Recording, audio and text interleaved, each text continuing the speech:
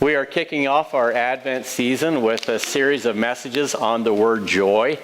If you look on the front of your bulletin, you'll see a bulb, but the only problem with the theme and the thing that you're getting, the message you're getting from that particular picture is that it's sort of eclipsed by darkness. And I sometimes think that you can't appreciate the full significance of what joy means without having gone through some kind of deep trial. I know that there are many of us in the room who've been in those dark valleys, and when we came up out of them, there was just a season of celebration. As a pastor, I've seen people who have been in those dark valleys for a while, and then they said, you know what? It's leading me to think about God a little bit more. And as a result of that, some of those people will end up coming to church, and they'll be saying, I am so grateful for God taking me out of that darkness and giving me a sense of hope. I want to learn more. But what's discouraging for me as a pastor sometimes is sometimes that sticks and sometimes it doesn't. When that sort of despair is overshadowed with a sense of joy because they've had a breakthrough, that is awesome, but the luster begins to wear off sometimes, and the significance of the event that drove them to God no longer weighs heavily in their imaginations, and they begin to kind of fade away. And I think about that because I know that that really is a temptation for any of us, unless we have in the back of our minds a deeply traumatic story that was life-changing and defining.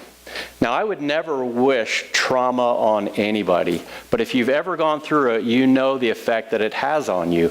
Something happened that was an episode in your life that was a defining moment.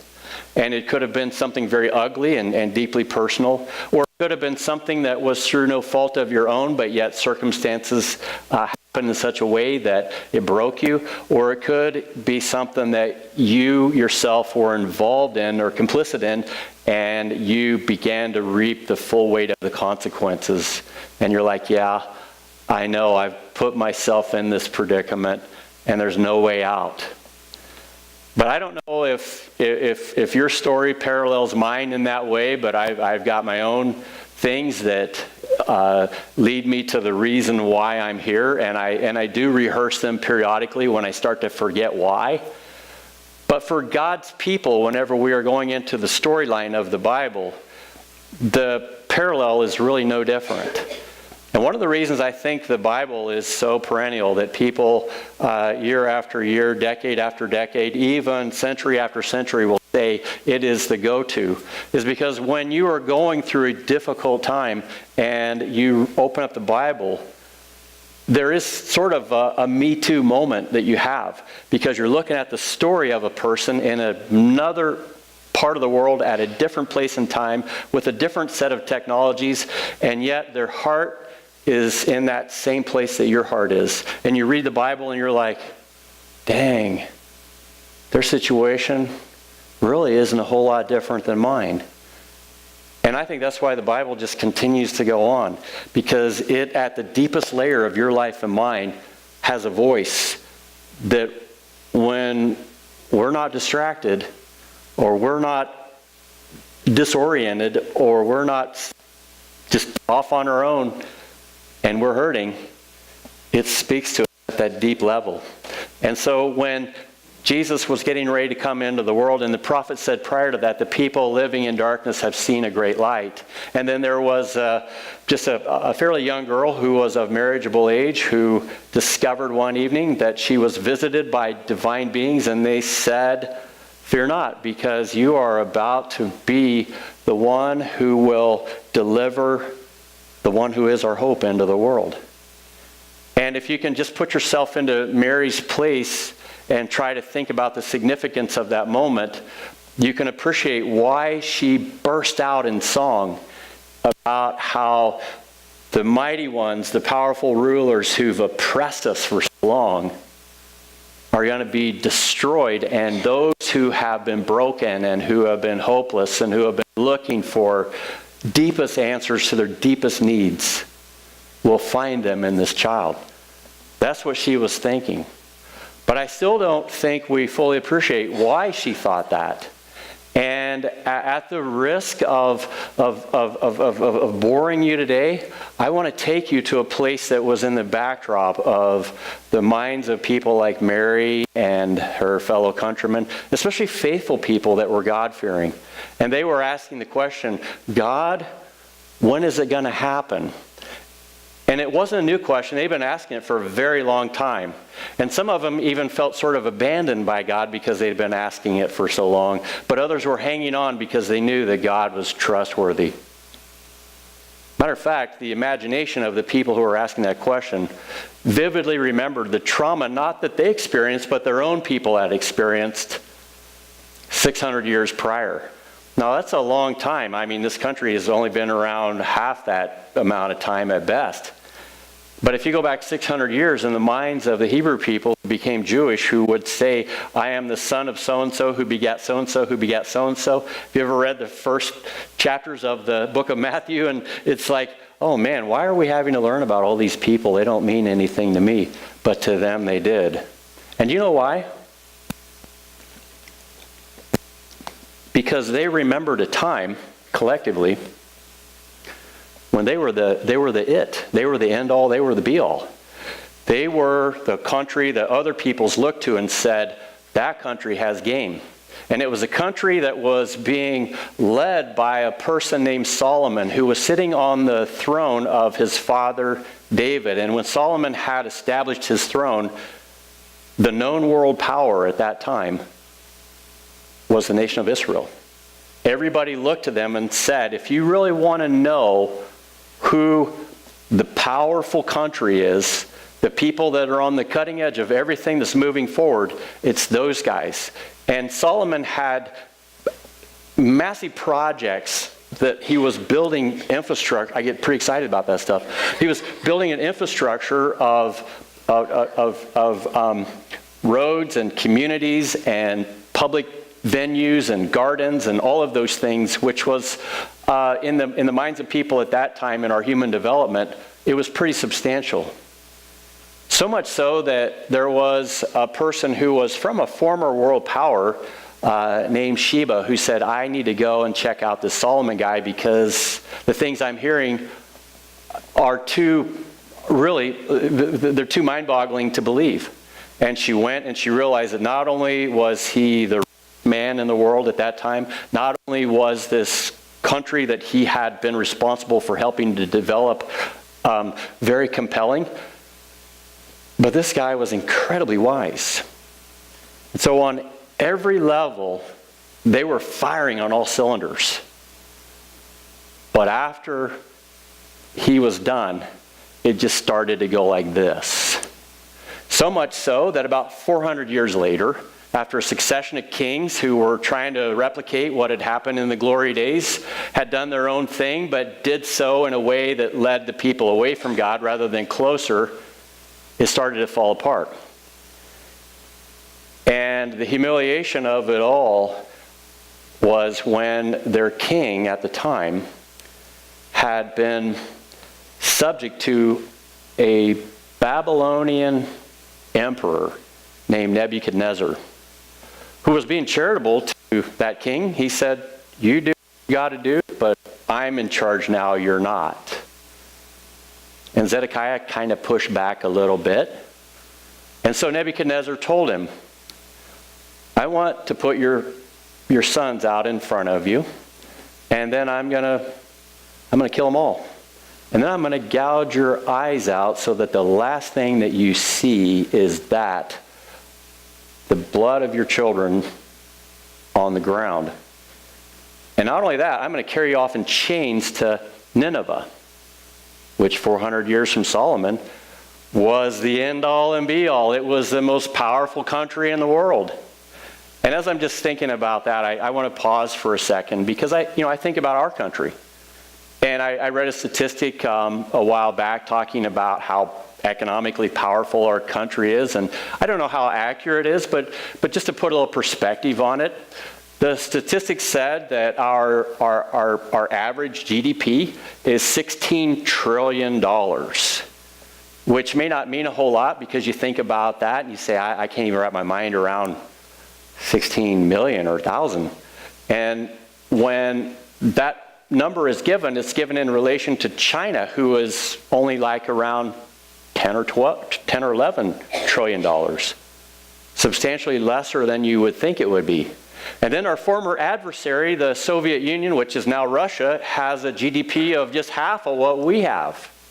And you do the math and you say, we're a pretty country still. We're still top of the food chain. And despite everything that's going on, we're going to be a pretty hard country to knock off. And I think some people feel like that it'll never happen. That we don't have anything to worry about in this country, even though we've got so much despair and fear and hopelessness and godlessness. Interestingly enough, that's exactly where the nation of Israel was when they were carted off to Babylon. And there's a historian who's looked at different civilizations over time, and he went on to say that I've counted 21 known civilizations up to this point in history, and all of them had their rise and then their fall. And the United States and the accompanying Western world, they're the 22nd. And if the pattern repeats itself over again, guess what? Your moment's going to come and go as well. Now that's sort of a sobering thought, isn't it? Because who could imagine that would happen here? Who could imagine somebody in some form coming to our country and going to all of our national monuments, going to our most outstanding governmental buildings that represent justice and lawmaking and executive power, and just annihilating them? Can you imagine the absolute horror of that happening 5-10 years down the road?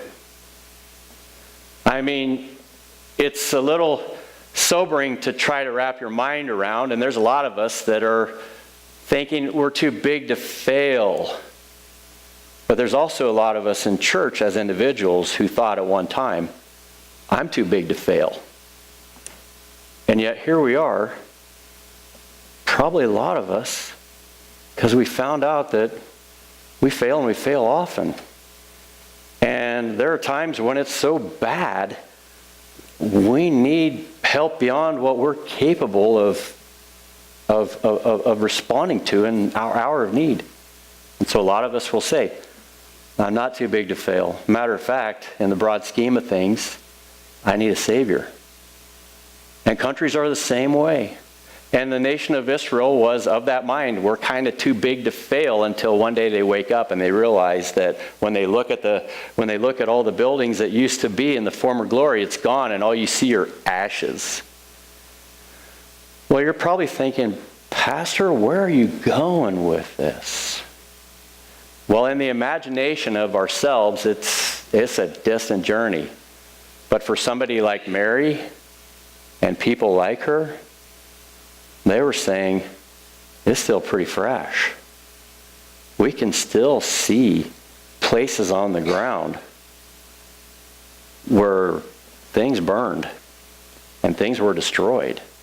We can still see within our range of vision the rubble. So with that said, if we can, I'm going to show a video of exactly what I'm talking about, and hopefully in a way that it makes sense.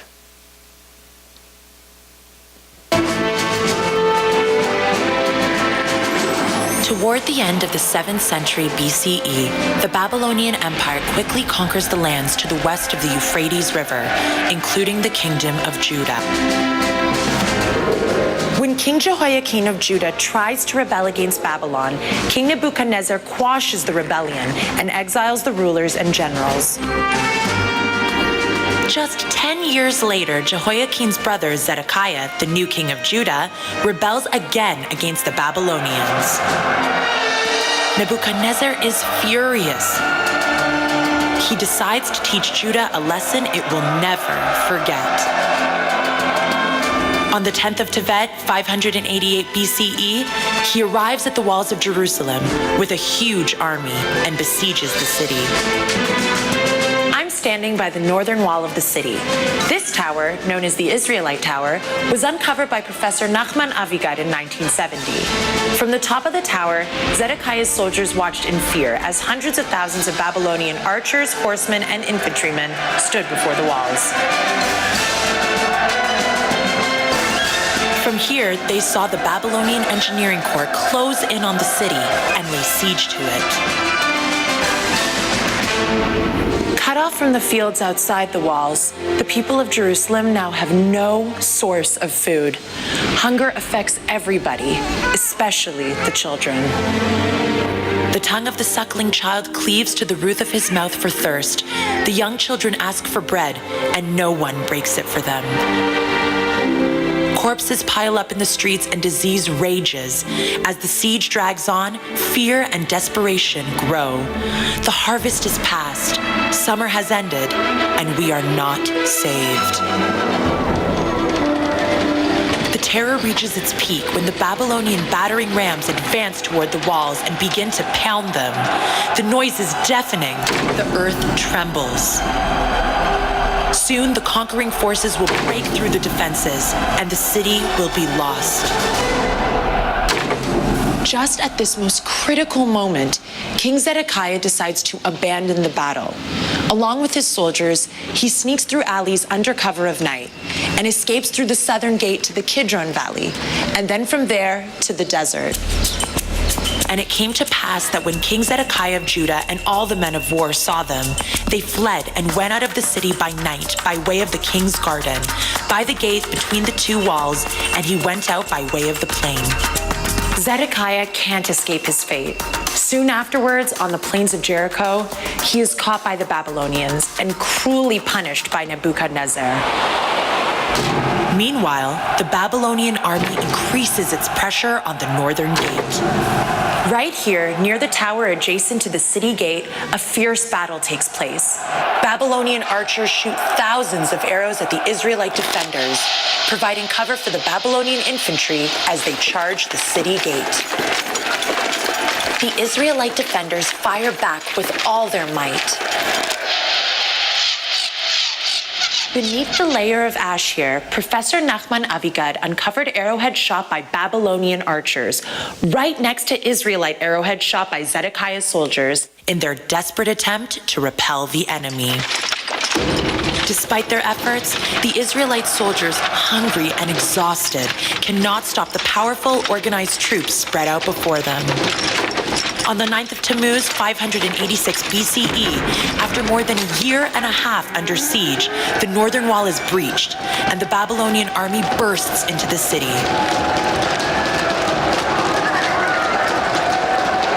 The Babylonian soldiers slaughter the people of the city and wreak destruction everywhere.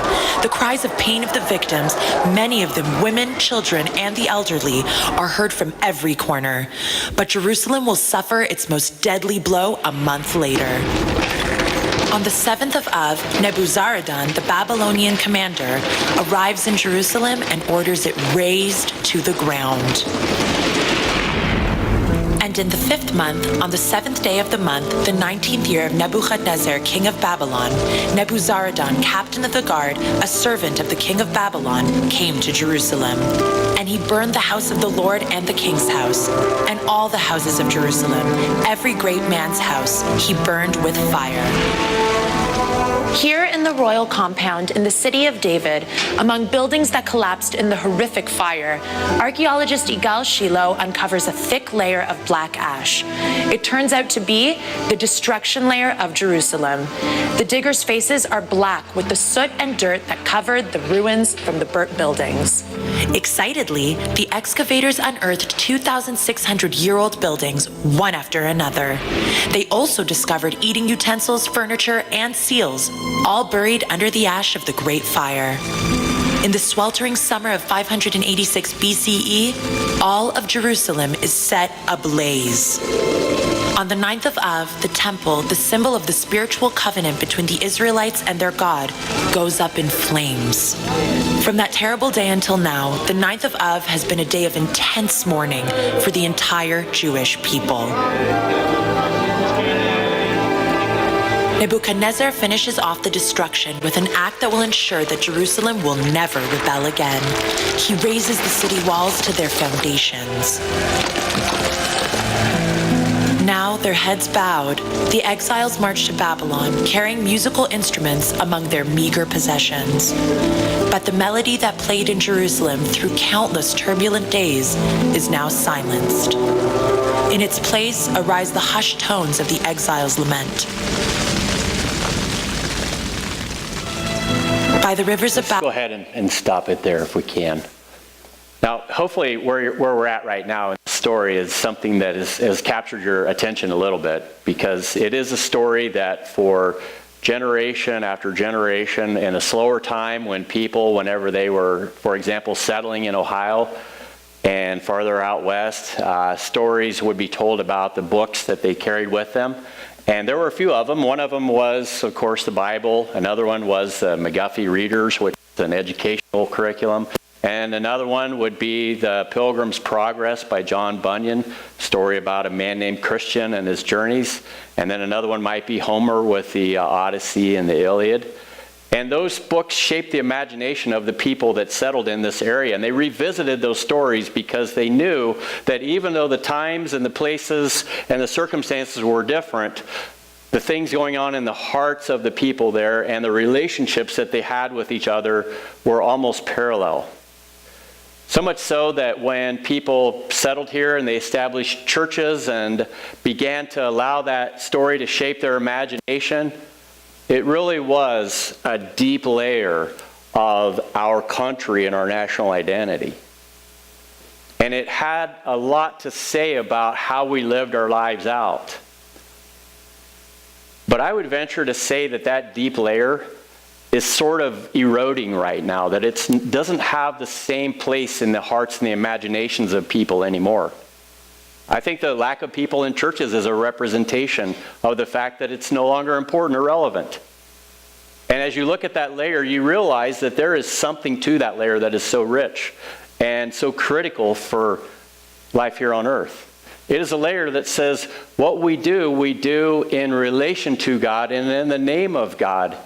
And so when you look back into the history of the settling of our country, sure, there are lots of injustices, no question, but there were a lot of people who had in the back of their imaginations this story, these stories.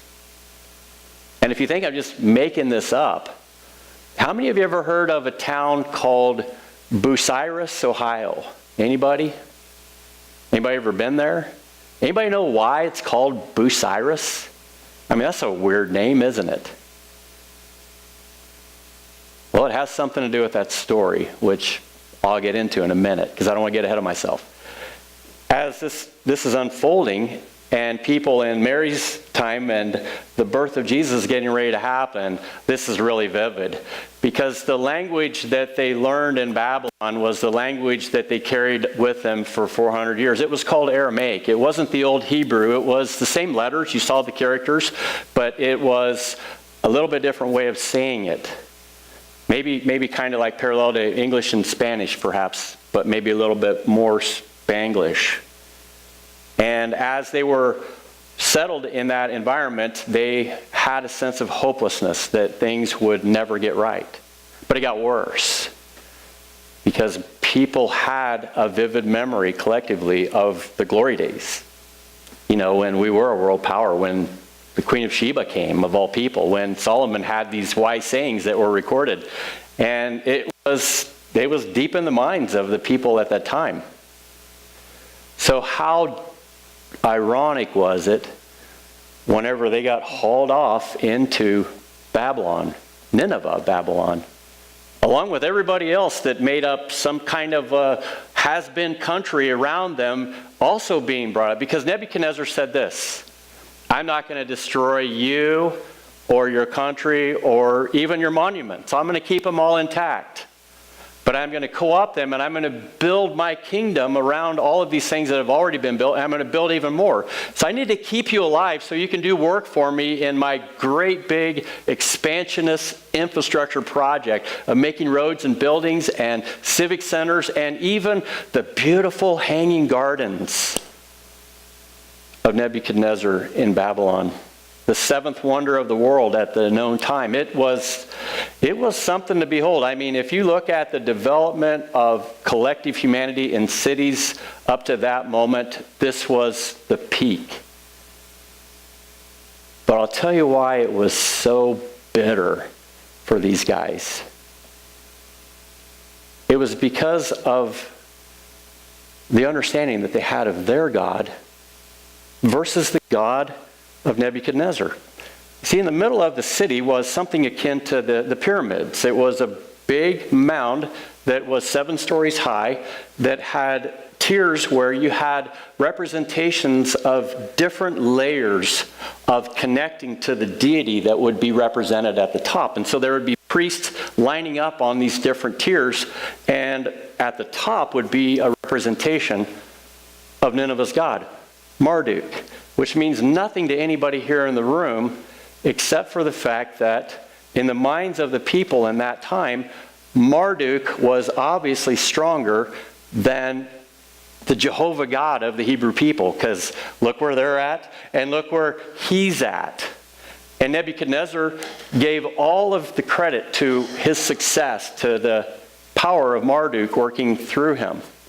And see, Marduk had his own story. You know, you read the Bible and there's a storyline, and it tells us a lot about who we are and where we came from. They had their own story, and it was a lot more violent and a lot more vicious and a lot more, for lack of a better way of saying it, PG-13, incestuous. And the story involved parents being murdered by their children, and then the outcome of their narrative of how they looked at the creation of the world, they said, essentially what it boils down to now is we have a God, his name is Marduk, who emerged out of that. And the people that are the divine representatives, kings and such, they have the image of God. They are representatives. They have divinity embedded in their veins. But when that king looks out at everybody else, they just called them the blackheads, which meant that these were people that just had dark hair and you just saw them. But here's the thing. They didn't count for nothing. They just were people who were there to serve the interests of those who bore the image of God, the king and queen and the royal establishment. And so if we were there, we were just disposable. Now, I know I'm drilling down into this maybe farther than you're hoping, but I hope that it gets into your mind as well, because it does matter. When the Hebrew people were settling in, Nebuchadnezzar and some other people said, you know what I like about you Hebrew people? You're pretty good with music. You play the harp like nobody else. And we need some good music around here. Would you guys mind taking some of those old songs that you used to sing and you would play to the harp, you know, and you would offer to your God? Would you mind taking some of those songs and rewriting them so that we can listen to that beautiful music and it can be sort of a celebration of our God?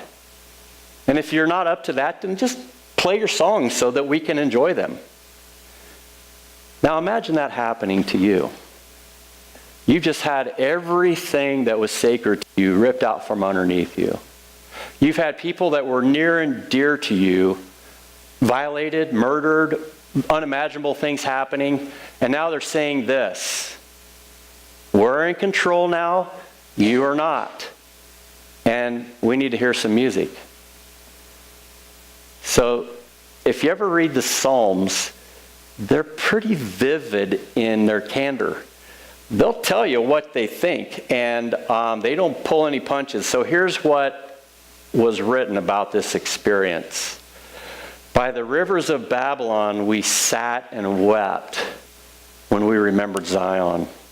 There on the poplars we hung our harps, for there our captors asked us for songs. Our tormentors demanded songs of joy. They said, sing us one of the songs of Zion. How can we sing the songs of the Lord while in a foreign land? If I forget you, Jerusalem, may my right hand forget its skill. May my tongue cling to the roof of my mouth. If I do not remember you, if I do not consider Jerusalem my highest joy, remember, Lord, what the Edomites did. And this is where you just see a dark cast start to happen in the writer of the psalm. Remember what they did. On the day Jerusalem fell, tear it down, they cried. Tear down its foundations. Daughter of Babylon, doomed to destruction. Happy is the one who repays you according to what you have done to us. Happy is the one who seizes your infants and dashes them against the rocks. That's in the Bible. And it's not a happy psalm, is it? But it's basically how deep this went.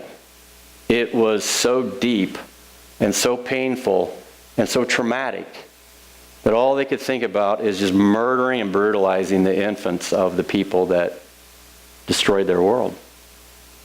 That's a dark time. Because it's one thing to have people do dark things to you. It's another thing for you to harbor that same darkness in your own heart. Because then you become complicit in the whole tapestry of darkness, if you could say that. You're one of the actors in a dark play. And the people really felt that. Well, for 400 years they went from Babylonians to the Medes, the Persians, the Greeks, the Romans, and they're thinking, is this ever going to reset itself? And I think a lot of us can relate to the experience on a personal level, because we have had long seasons where we're saying, God, where are you? Why is this happening? What did I do to deserve this? And when are you going to show up? And when they were up on the ziggurat and they were playing their own music, and the Hebrew people are down here, there was a group of them who said, God, we know this doesn't make any sense. Our minds are just confused beyond belief. But we're still hanging on. And there was a group of people that said, no matter what, we're with you. Because we know that you're real, we know that you're trustworthy, and we know that in due time, you're going to sort this mess out. We didn't get into this mess overnight, and we're probably not going to get out of it overnight. And some of the people were perceptive enough to know that the reason why we were in this mess wasn't because Nebuchadnezzar had this great big campaign in mind to take on the world. It was a little more subtle than that. It was because we decided the three things that we have that we can dedicate to something, our time, our energy, and our attention, are going to be devoted elsewhere than our God. And for them, it was just a lesser God. They found ways of sort of ignoring the God that brought them into being in the first place. They found ways of just distracting themselves with entertainment. They found ways, if they looked at the Sabbath and then they looked at the other 6 days, they could honestly say, I'll give God a couple of hours in the Sabbath, but you know what? The rest of the time, I'm off in places that are completely, actually opposite to what we do at the temple. And what God saw was where you spend your time, your energy, and your attention the most is a pretty good indicator of who your God is, really is, at the ground level. And they weren't too interested for a very long time. And God said, hey, it's like any relationship, If you're not interested in me, I'll just step back. I'm interested in you, but I get your drift. And so he backed off, and like anything, we're religious people. Nature abhors a vacuum. They started worshiping whatever they could to fill that void, and eventually they just unraveled from the inside. There's a part of me that wonders if this great country that's based on a beautiful social contract is one of these days just going to unravel from the inside, and it won't be anymore. But there's a part of me that says there's a layer to this whole thing, and there's a remnant of people here who say we will not forsake our God even though all this stuff is happening outside of us and around us. We will not let go because we know this God is trustworthy, and in due time, he will hear our prayers and he'll make us whole.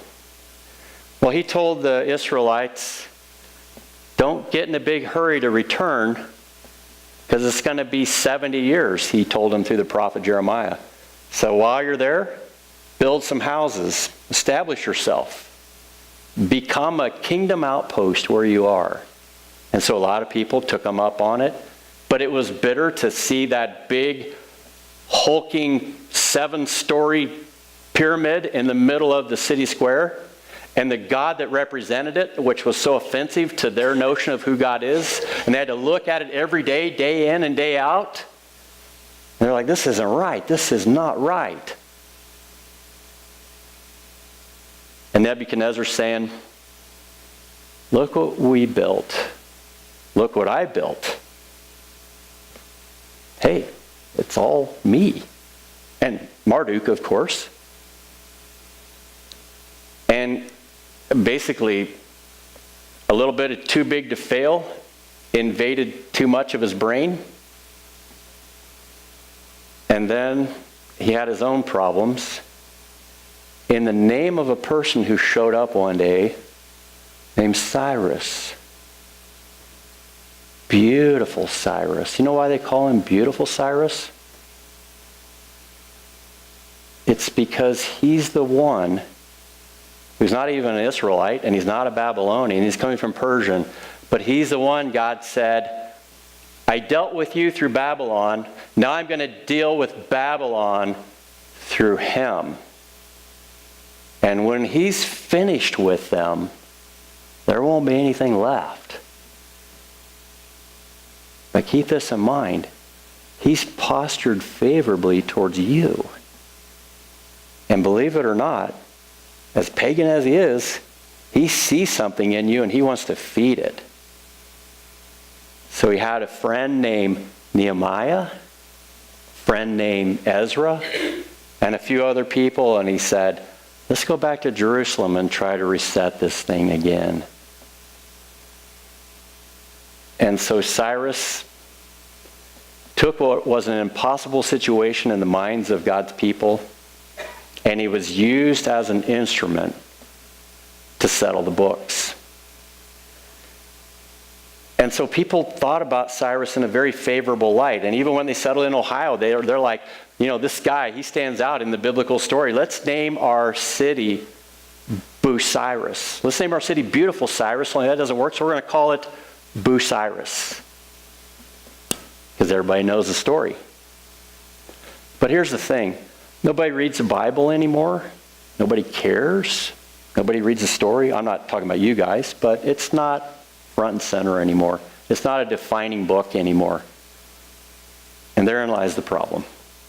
Because if we do believe that the darkness has seen a wonderful light, and that light is actually defined by the vision of who Jesus is, and that Jesus is actually a game changer for all of history, then we've got something to share, to tell, to live out. We have to be the people in a dark world that show enough of the light of the God who we reflect, that people, when they see us, they see him. And maybe the breakdown has been we haven't done a very good job of that. And so we got to readdress it and say, how can we become those people once again? Because the darkness is taking over fast. The fear is running high. The anxiety and the uncertainty are looming all over the place. And people wonder. And so while we're settled here, we build homes, we become an outpost, we represent the kingdom of God in a place that doesn't know that God so much anymore. And so this candle that we look at today represents a story that goes way back in the imagination of God's people. And when they were waiting for a Messiah, they were waiting for somebody to come and say, when is it going to be enough? When is this thing going to be put back into the right order? They were more than ready. And then Jesus came. And the hope that was promised for so long was now a reality for people to cling to in an even deeper way. You see, all that the Israelites had in Babylon was a story that was embedded with promises that God would one day show up and make it right. And then when that day came, how did he come? He didn't come as Nebuchadnezzar. He didn't come as Cyrus. He came as a baby. A baby, for crying out loud. What in the world are you up to, God? Did it make a difference? Why do we use the words BC, AD? Why do we use, even if you're secular in your mind, BCE, before the Common Era? Who was the initiator of the Common Era? One Galilean peasant who would seemingly not have a significant life here on earth, but for whatever reason, he was a complete and total wild card game changer. He was a surprise. He came out of nowhere, and all of a sudden, he's redefining everything. And the people who saw it saw the light. And the people who didn't just said, business as usual. Don't see nothing here. But you know what that light sees? And this is where I'm going to end it. I know I've taken too much time of your time. You know that layer of ash that defines that moment, 586 in Jerusalem? That memory that is still intact? Probably some of us have our own layer of ash, where we're like, that was when it went south. And that is when I knew it was hopeless. Or that was when I'm like, it's game over. Or that was the defining moment when everything that meant something to me was lost. And you can't unring that bell. I can only speak for myself, but I have that layer of burned ash. And I don't forget it. Because it keeps me coming back every Sunday. It reminds me of something that was hopeless that became so hopeful because Jesus was the game changer. Now maybe your damage isn't that bad, but from God's point of view, you're more broken than you realize and more in need of a Savior than you know. And perhaps just hearing the story provides some clarity for you. Perhaps God is going a little deeper and just bringing a conviction that my words can't except through his enabling. But whatever the case may be, we're starting this out in the realm of darkness so you can see just what it is that made the light so significant. Because I honestly believe that when I come to understand something, it's always in relation to something else. It's almost by comparison to something else. Probably whenever I was young, I didn't know much and I didn't understand much. But now that I've gone through a lot of ups and downs in life, a lot of failures, a lot of wins, a lot of scars, you tend to see a little more clearly the significance of things against that backdrop. And maybe God is telling you right now, those scars are there so that you can have a point of comparison between what they meant to you and what a Savior can mean to you in contrast to them. And I'm hoping nobody has to have any more scars than they need. But oftentimes, if you're like me, on the one hand, somebody says, a word to the wise is sufficient. On the other hand, I can tell you, most of the things I've learned through the school of hard knocks, because I'm just not very quick. Yet I'm deeply appreciative. And so I just am asking the Lord to speak to our hearts this Advent season so that the hope that we talk about isn't just a going through the motions hope, but it is a hope that can come alive in each of your hearts. Would you bow with me? Father, thank you for giving us a historical narrative that repeats itself in so many different forms all the way into each of our lives.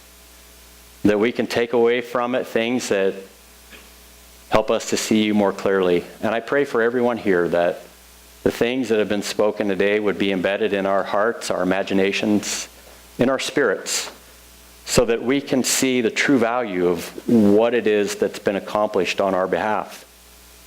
And we can worship you with a new richness out of a profound appreciation and love for the one who first loved us. Lord, I pray that everyone in this room, as they've reflected perhaps on their own dark layer, will see what you mean in light of that.